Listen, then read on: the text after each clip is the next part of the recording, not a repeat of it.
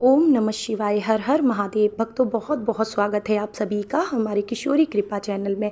तो फ्रेंड्स, सावन का महीना शुरू होने वाला है और सावन सोमवार के व्रत करना बहुत ही ज़्यादा लाभकारी फलदायी होते हैं। लेकिन इसकी विधि क्या है, व्रत में हमें क्या खाना है क्या नहीं खाना है, व्रत का उद्यापन कैसे करना है, और मान लीजिए कोई व्रत हमारा अगर छूट जाता है पीरियड्स में, खासकर महिलाएं इस व्रत को कैसे करें, ये सभी जानकारी आज के इस वीडियो में आपको मिलने वाली है। तो फ्रेंड्स, पूजा की वीडियो कल मैंने आप लोगों के साथ शेयर की और आज हम बात करेंगे व्रत की विधि के बारे में। तो सबसे पहले हम आपको बता दें कि सावन के महीने से आप शिव जी का कोई भी व्रत शुरू कर सकते हैं, यानी कि प्रदोष का व्रत, 16 सोमवार का व्रत, या फिर ये जो सावन के 5 सोमवार पड़ते हैं, कभी कभी 4 पड़ते हैं, कभी कभी 5। ठीक है, तो आप इन व्रत को कर सकते हैं। और इस व्रत को स्त्री पुरुष या फिर बच्चे कोई भी कर सकता है। खास करके कुंवारी जो लड़कियां होती हैं ना, वो अगर इस व्रत को करती हैं तो उनके लिए भी ये व्रत बहुत अच्छे होते हैं। किसी भी मनोकामना की पूर्ति के लिए ये व्रत रखे जा सकते हैं। तो फ्रेंड्स, इस व्रत को आप फलाहार रह करके कर सकते हैं, यानी कि आप जल, फल, चाय, दूध आप ले सकते हैं। ठीक है। दूसरा तरीका होता है कि एक समय संध्या के समय आप मीठा भोजन कर सकते हैं। कहते हैं कि सोमवार व्रत में नमक हमें नहीं खाना चाहिए, लेकिन अगर आपकी तबीयत ठीक नहीं रहती है, बिना नमक के आप रह नहीं सकते, तो फिर आप एक समय नमक का भोजन कर सकते हैं संध्या के समय। लेकिन ध्यान रखें कि सेंधा नमक ही होना चाहिए। तो फ्रेंड्स, किसी भी व्रत को करने के लिए आपको कुछ नियमों का पालन ज़रूर करना चाहिए, जिसमें कि सबसे पहला नियम होता है कि जिस दिन आपका व्रत है उस दिन आपको सुबह में जल्दी उठना है। ठीक है।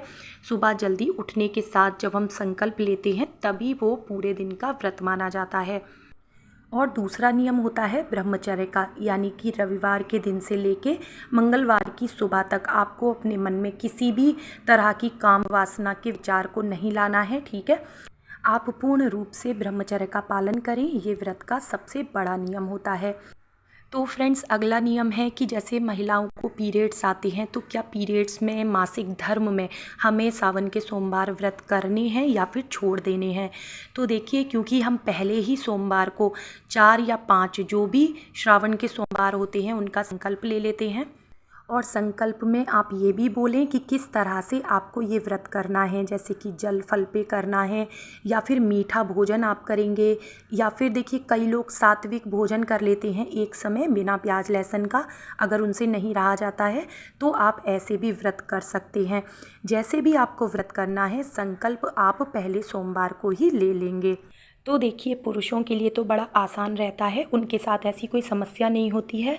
लेकिन जो महिलाएं हैं, लड़कियां हैं, उनके साथ ये समस्या हो सकती है। तो आप क्या करेंगे, आपको व्रत छोड़ना नहीं है। ठीक है। लेकिन आप शारीरिक रूप से भगवान का पूजन नहीं करेंगे, आप मंदिर नहीं जाएंगे, लेकिन व्रत आपको ज़रूर करना है। और पूजा आप अपने हस्बैंड से, अपने बच्चों से या किसी भी फैमिली मेम्बर से करा सकते हैं। और मान लीजिए कोई नहीं है करने वाला, ठीक है, तो आप व्रत करें और मानसिक पूजा करें। प्रभु को आप विनती करें कि इस समय मैं असमर्थ हूँ, आपकी पूजा नहीं कर सकती हूँ, लेकिन जो भी आप मानसिक रूप से मंत्र जाप कर सकते हैं, प्रभु का नाम ले सकते हैं, वो आप ज़रूर लें। और संध्या के समय जो भी आपने फलाहार का या सात्विक भोजन का जो भी नियम लिया है या मीठा भोजन करने का, वो आप करके अपने व्रत को पूर्ण करें। और जब अगला सोमवार आए तो पूरे विधि विधान से फिर आपको शिव जी का पूजन करना चाहिए। तो फ्रेंड्स, ये पूजा आप अपने घर के मंदिर में कर सकते हैं, लेकिन अगर आप किसी शिवालय या मंदिर में जाके करते हैं तो और भी ज़्यादा फलदायी होता है। क्योंकि फ्रेंड्स, जो मंदिरों में जो शिवलिंग होते हैं वो स्थायी होते हैं, और देखिए मंदिरों में 8 याम की सेवा प्रभु को दी जाती है, तो वहाँ पर साक्षात प्रभु वास करते हैं। तो अगर आप मंदिर जाके पूजन कर सकें तो आपको ज़रूर जाना चाहिए। तो फ्रेंड्स, ये पूजा आप सुबह में या शाम में प्रदोष काल में कर सकते हैं, और अगर आप दोनों समय करेंगे तो वो बहुत अच्छा होगा। शाम के समय अगर आपका मंदिर जाना हो तो ज़रूर जाएं। शिवलिंग के पास आप दीपक अगर जला सकें तो ज़रूर जलाना। शिवालय में दिया जलाने का एक अलग ही महत्व होता है। तो फ्रेंड्स, भोलेनाथ हमारे बहुत ही भोले हैं और बहुत ही जल्दी मान जाते हैं। आपकी किसी भी मनोकामना को पूर्ण कर सकते हैं वो। तो आप अगर एक लोटा जल और बेलपत्र भी चढ़ा के आएंगे ना शिव जी पर, इससे भी वो अति प्रसन्न होते हैं। और कहते हैं कि अगर नंदी जी के कान में अपनी मनोकामना बोली जाए तो वो शीघ्र पूर्ण होती है। तो आप ऐसा कर सकते हैं जिससे कि आपकी भी मनोकामना जल्दी से जल्दी पूर्ण हो। अब बात करते हैं फ्रेंड्स इस व्रत के उद्यापन की, कि जैसे हमने सावन के 5 सोमवार का व्रत कर लिया, अब हमें उद्यापन कैसे करना है। तो फ्रेंड्स, अगर आप शादीशुदा हैं तो आपको ब्राह्मण ब्राह्मणी को अपने घर बुलाकर भोजन कराना चाहिए, उन्हें दान दक्षिणा देनी चाहिए। ब्राह्मणी को आप सुहाग का सामान दें, वस्त्र दें, इस तरह से आप विदा करें। लेकिन देखिए, हर किसी के लिए ये संभव नहीं हो पाता है, तो आप उनके नाम का जो भी सामान आप निकालना चाहते हैं वो आप कुछ दक्षिणा रख करके, जैसे कि वस्त्र हो गया, श्रृंगार का सामान हो गया, आप खाने का कच्चा सामान आप उन्हें दे सकते हैं, फल सब्जी, आटा, दाल, चावल, जो भी आप अपनी सामर्थ्य के अनुसार उन्हें देना चाहें। और अगर आपको ब्राह्मण ब्राह्मणी मिले ही ना, कभी कभी ऐसी स्थिति भी बन जाती है, तो आप किसी भी शिव जी के मंदिर में सारा सामान रख के भी आ सकते हैं। और अगर यही व्रत कुंवारी कन्याओं ने किया है तो आप क्या करेंगे, आप 1.25 किलो कोई भी मिठाई ले लें, बर्फ़ी ले लें, पेड़े ले लें, और भगवान को भोग लगाने के बाद इस प्रसाद को आप सभी में बांट दें। और कुछ दक्षिणा आप या तो दान कर दें किसी ब्राह्मण को या ज़रूरतमंद को। इस तरह से आपके व्रत का उद्यापन हो जाएगा। और फ्रेंड्स, कहते हैं कि उद्यापन वाले दिन अगर आप एक नारियल कलावा लपेटते जाएं और अपनी मनोकामना बोलते जाएं, इस तरह से आप अगर शिवलिंग के पास रख के आते हैं, शिवलिंग पर आपको चढ़ाना नहीं है नारियल, इस चीज़ का ध्यान रखें।